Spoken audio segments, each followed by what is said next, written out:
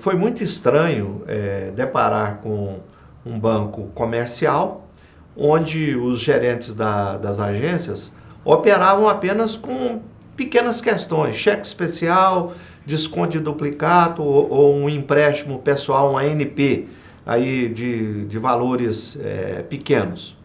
Então, na verdade, as gerências das agências trabalhavam mais na captação e venda de alguns outros produtos. E quem realmente cuidava da área operacional era a diretoria. Os diretores do banco é que operavam o banco. Diretor de câmbio, diretor de crédito rural, então, diretor comercial. Quando o cliente de maior porte desejava um financiamento de longo prazo para comprar gado, para fazer lavoura, ou para fazer uma importação de mercadoria, enfim, operações de maior expressão, essas eram conduzidas diretamente ao diretor.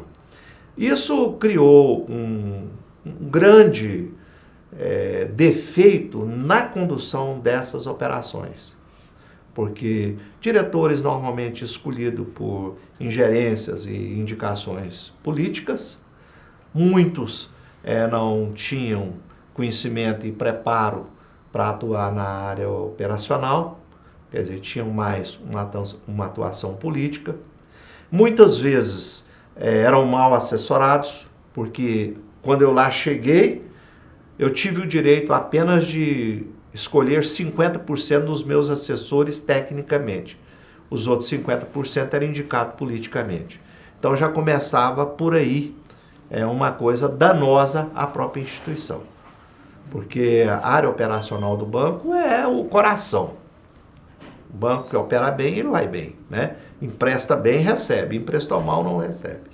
Então o diretor operando o banco criava uma dificuldade e uma ingerência política. Porque o cidadão lá do interior, que precisava, por exemplo, de um empréstimo para construir um galpão, para fazer curral ou para fazer uma exportação ou uma importação, ele tinha que vir conversar com o diretor do banco. E para chegar numa diretoria do banco, ele normalmente trazia alguém. Então ele trazia um chefe político, prefeito, ou o presidente de um partido, um vereador, porque ficava mais fácil de ser recebido. Então, esse tipo de interferência era danosa, porque o cliente, ao depender de alguém politicamente lá no interior, também ficava amarrado. Então, ao longo do tempo, nós, quando assumimos a diretoria comercial, começamos a reformular esses procedimentos, aumentando as alçadas dos gerentes, criando novas linhas de crédito, pulverizados, de modo que o gerente pudesse ter uma atuação maior, com menor risco. E passamos também a atuar a nível de diretoria, procurando barrar aquelas operações mais que a gente achava que não tinha segurança.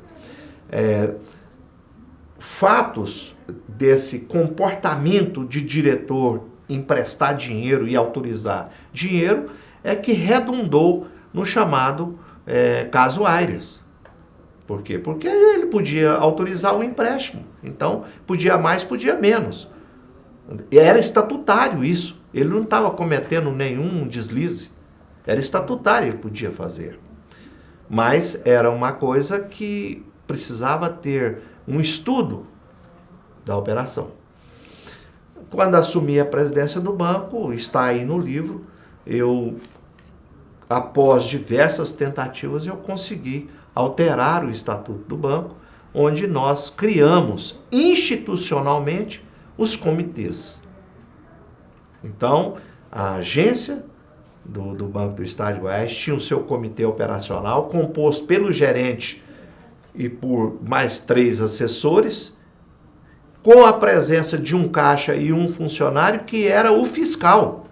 Era mais uma pessoa que a gente colocava para participar naquele comitê sem direito a voto, mas com direito à voz, para impedir que o gerente e mais os 2 gerentes da agência fizessem alguma operação que pudesse redundar em prejuízo ao banco.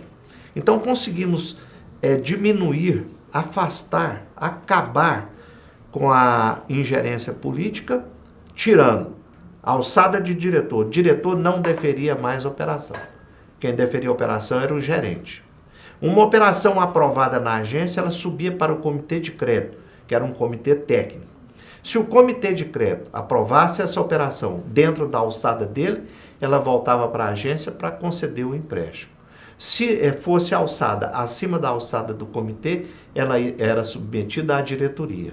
Ela só ia submetida à diretoria se ela tivesse sido aprovada na agência e pelo comitê de crédito. Então só chegava para a diretoria uma operação saudável. Então a diretoria podia assinar embaixo porque era operação boa. Ela tinha passado por todos os crivos técnicos. E se era uma operação de vulto maior, digamos até 0,5% do patrimônio do banco, então essa operação era levada à homologação do Conselho de Administração.